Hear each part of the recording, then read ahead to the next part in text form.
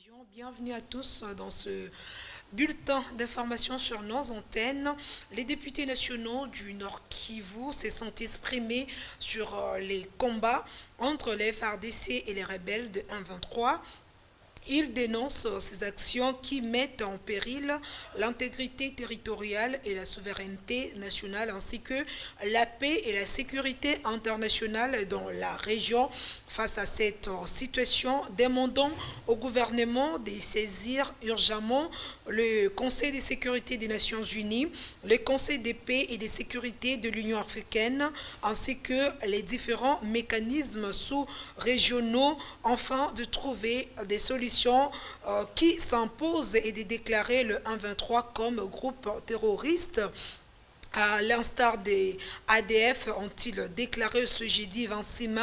Ils déplorent également que le regard et effort étaient tournés vers les drames de Béni du fait des ADF et dans l'Ituri du fait des Kadeko et autres groupes armés. Le 1-23 soutenu par l'armée rwandaise aurait fait la guerre contre la République démocratique du Congo depuis le mois de mars 2022. Toujours à ce sujet, des jeunes de la ville de Goma se sont rassemblés jeudi 26 mai au rond-point cercle sportif pour exprimer leur soutien moral au FRDC engagé au front contre les rebelles du M23 à Nirangongo et Rutshuru de territoire de la province du Nord Kivu. Ce jeune avait chanté l'hymne national de la République démocratique du Congo et autres chants d'encouragement en l'honneur de l'armée congolaise.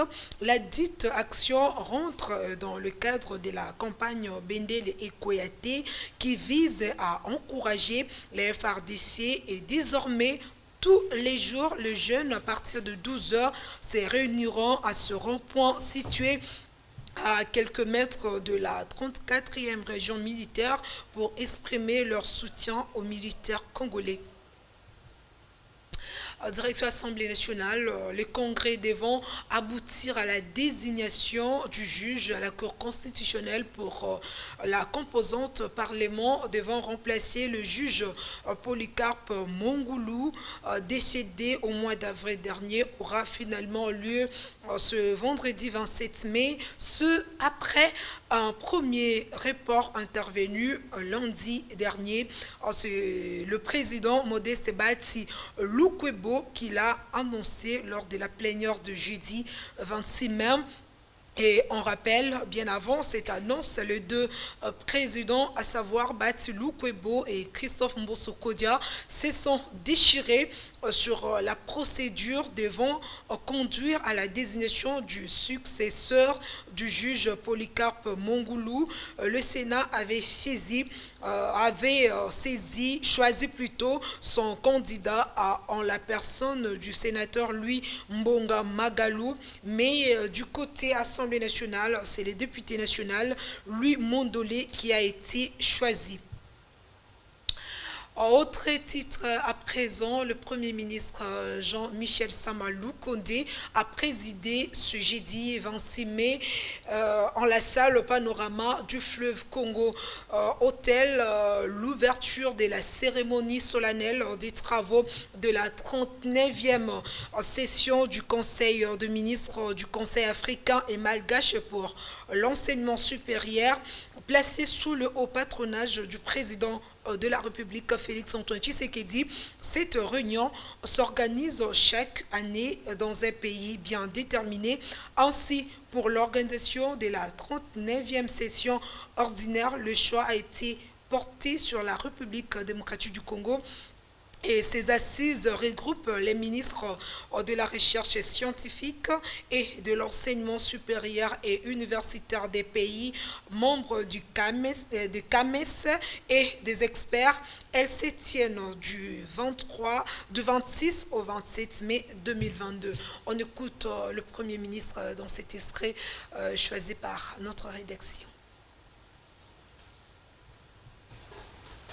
Les ministres en charge de l'enseignement supérieur, universitaire et de la recherche scientifique du Conseil africain et malgache pour l'enseignement supérieur et universitaire, CAMES en sigle. Monsieur le secrétaire général d'intérim, Mesdames et Messieurs les représentants des partenaires techniques et financiers du CAMES, Mesdames et Messieurs les membres du comité des experts, Mesdames et Messieurs, tout protocole observé, bonjour à tous.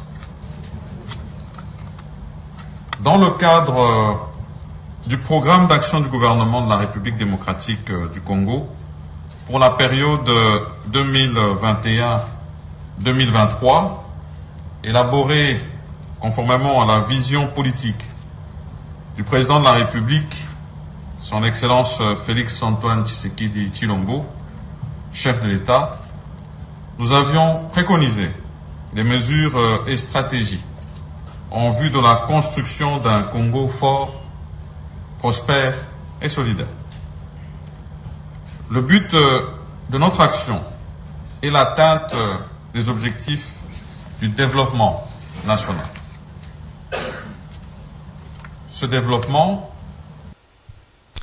Et parlons justice à présent. Près de 2000 personnes écrouées à la prison centrale de Makala vont recouvrer leur liberté sous peu. Cette relaxation ne va concerner que celles qui sont bénéficiaires de la grâce présidentielle, mais aussi celles qui sont en détention irrégulière. L'annonce a été faite le jeudi 26 mai par la ministre d'État en charge de la justice, Rose Mutombo, lors de sa descente dans cet établissement pénitentiaire accompagné de son vice-ministre Amato Bayou Bachiré, du secrétaire général à la justice Georges Mfoulou et d'une délégation de la MONUSCO.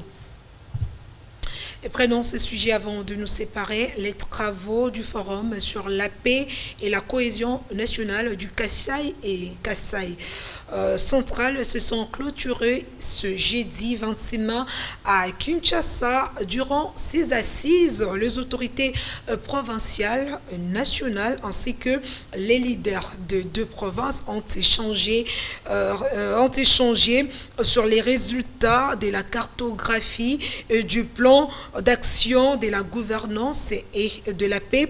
Une satisfaction pour le comité facilitateur. À l'issue de ces échanges, les deux représentants ont formulé quelques recommandations, notamment la vulgarisation et l'applicabilité des textes légaux concernant le pouvoir coutumier, former et équiper les forces de l'ordre, renforcer les capacités de gestionnaires de la territoriale et autres.